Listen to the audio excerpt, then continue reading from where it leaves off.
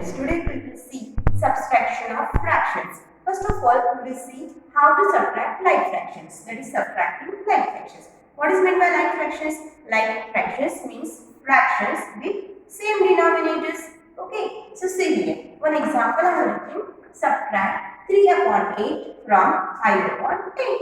Okay. See here. Both the denominators are same. That is 8. So it is very easy to subtract like fractions. What we have to do? Write it. You see here, from concept is there. That is from 5 upon 8. So you will write 5 upon 8 first. Then put minus sign and then 3 upon 8. So 5 upon 8 minus 3 upon 8. So denominator is same. So write the common denominator, that is 8 as it is. And what you have to do? If the fractions are like fractions, then you have to subtract only numerators. That is 5 minus 3. 5 minus 3 divided by 8. Okay, that means denominator will be as it is. Now, what is 5 minus 3? 5 minus 3 is 2. And 8 as it is. So, 2 upon 8. Okay, this answer is correct. But if it is written that if we have to write this in lowest term, then what we have to do? See here, 2 ones are 2, 2 fours are 8. So, it can be written as 1 by 4 also. So, this is the method of subtracting like fractions. Okay, that you have already learned in last study. Now, see here, subtracting unlike fractions.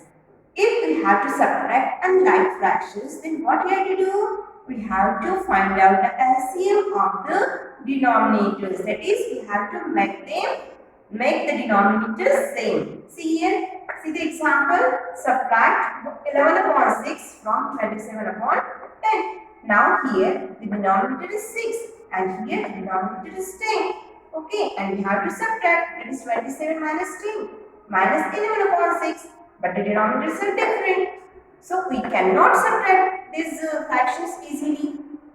To subtract the fractions, we have to make the denominator same. That means we have to convert it into like fractions. That is, we have to find out the LCM of the denominators. So, our first step will be find LCM of 10 and 6. What is the LCM of 10 and 6? The LCM of 10 and 6 is 60. Okay, 10 and 6 is 60. Okay, now that means we have to convert both the denominators as 60. So, to convert the denominator 10 into 60, what we have to do? We have to multiply 10 by 6. So, 10 6 are 60. But if we are multiplying denominator by 6, we have to multiply numerator also by 6. So, 27 multiplied 6 will be 162.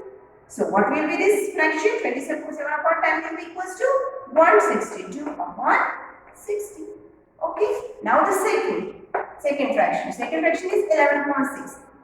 Now, we have to make 6 as 60. That means, for that, we have to multiply it by 10. If we are multiplying denominator by 10, we have to also multiply numerator by 10.